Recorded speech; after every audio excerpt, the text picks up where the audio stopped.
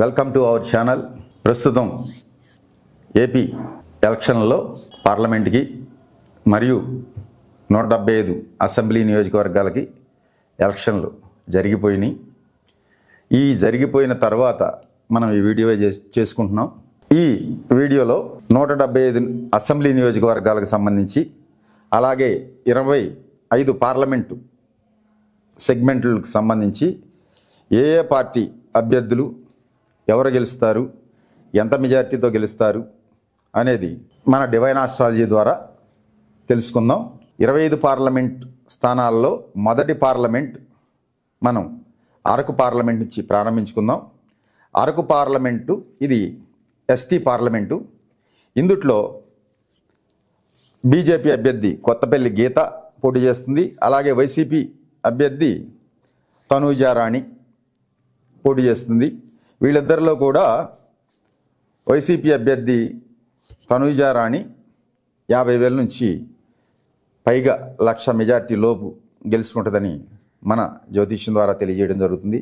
అలాగే అరకు పార్లమెంట్లో ఉన్నటువంటి అసెంబ్లీ కాన్స్టిట్యున్సీ నియోజకవర్గాల్లో మొదటిదైనటువంటి పాలకొండ ఎస్టీ, ఇక్కడ జనసేన తరపున నిమ్మక జయకృష్ణ, అలాగే వైసీపీ తరపున కావటి విజయేశ్వరరాయ్ పోటీ చేస్తున్నారు.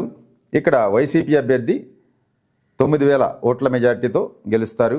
అలాగే రెండోది కురుపాం, ఇది కూడా ఎస్టీ కాన్స్టిట్యున్సీ.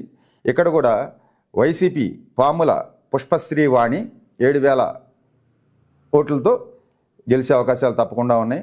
అలాగే మూడోది పార్వతీపురం అసెంబ్లీ సెగ్మెంట్లో వైఎస్ఆర్సీపీ జోగారావు, ఆయన కూడా 9,500తో గెలుస్తారు.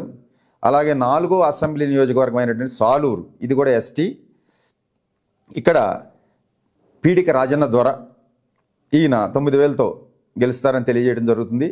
అలాగే అరకు వ్యాలీ ఎస్టీ, ఇక్కడ వైఎస్ఆర్సీపీ అభ్యర్థి రేగం మత్స్యలింగం 8,000 ఓట్ల పైచిలుకుతో గెలుస్తారు. అలాగే పాడేరు ఎస్టీ కాన్స్టిట్యున్సీ, ఇది ఎం విశ్వేశ్వరరాజు వైసీపీ అభ్యర్థి 10,000 పైగా మెజార్టీతో గెలుస్తారు.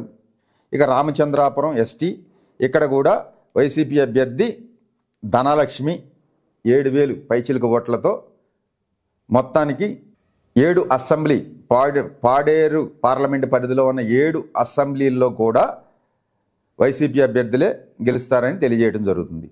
మీకు నా డివైన్ ఆస్ట్రాలజీలో తెలియజేసేది ఏమిటంటే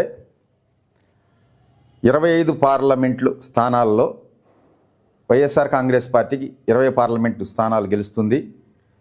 ఎన్డీఏ కూటమికి 5 పార్లమెంటు స్థానాలు గెలుస్తుంది.